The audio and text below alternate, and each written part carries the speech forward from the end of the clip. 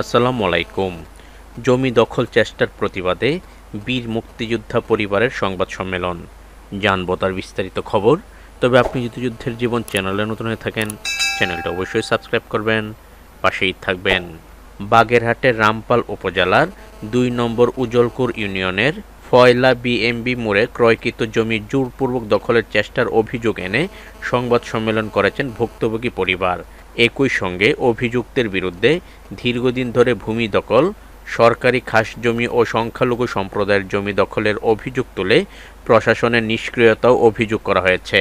Bagerhat press club আয়োজিত সংবাদ সম্মেলনে বীর মুক্তিযোদ্ধা মল্লিক খলিলুর রহমানের পক্ষে লিখিত বক্তব্য পাঠ করেন শেখ আজহারুল ইসলাম।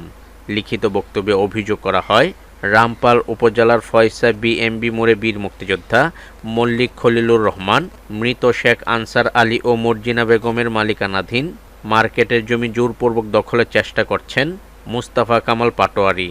এছাড়া অভিযোগে বলেন, কাজী আসাফুজ্জামান বাবুল ও ক্ষমতাসীন আত্মীয়দের প্রভাব কাটিয়ে অভিযুক্ত দীর্ঘদিন ধরে ভূমি দখল সহ বিভিন্ন অপকর্মের সঙ্গে জড়িত বলে দাবি করা হয়। তার বিরুদ্ধে একাধিক জমি দখলের মামলা বিচারাধীন বলেও সংবাদ সম্মেলনে উল্লেখ করা হয়।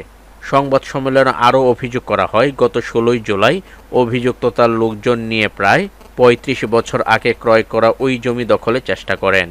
ভুক্তভোগীদের দাবি, জমিটির দলিল, SARS এবং বর্তমান BS রেকর্ড তাদের নামে রয়েছে। এরপরও দীর্ঘদিন ধরে জমি নিয়ে বিরোধ সৃষ্টি করা হচ্ছে।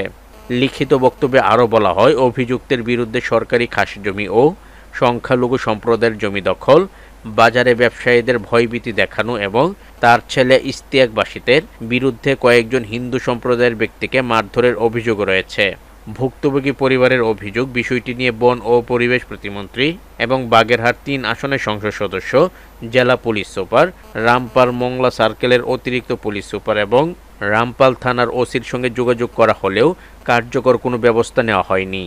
প্রথমে পুলিশ কাজ বন্ধ করতে বললেও পরে অভিযুক্তরা পুনরায় কাজ চালিয়ে যান বলে দাবি করা হয়। সংবাদ সম্মেলনে ভুক্তভোগী পরিবার তাদের ক্রয়কৃত জমি রক্ষা, দখল চেষ্টাকারীদের বিরুদ্ধে আইনগত ব্যবস্থা গ্রহণ এবং প্রশাসনের জরুরি হস্তক্ষেপ কামনা করেন। তবে এসব অভিযোগের বিরুদ্ধে অভিযুক্ত মুস্তাফা কামাল পাটোয়ারির বক্তব্য পাওয়া যায়নি। তো আজ এ পর্যন্তই, দেখা হবে অন্য এক নতুন ভিডিওতে। ততক্ষণ পর্যন্ত সবাই ভালো থাকবেন, সুস্থ থাকবেন। আল্লাহ হাফেজ।